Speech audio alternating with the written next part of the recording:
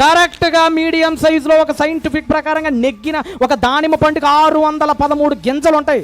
ఎందుకంటే బైబిల్లో 613 ఆజ్ఞలు ఉంటాయి కనుక. నిర్గమాకాండం నుంచి ద్వితీయోపదేశకాండం వరకు మొత్తం బైబిల్లో 613 ఆజ్ఞలు. ఒక కరెక్ట్ దానిమ్మ పండుకు ఉండే 613 గింజలు. అంటే ఈ దానిమ్మ పండును చూడంగానే మనకేం గుర్తుకు రావాలి?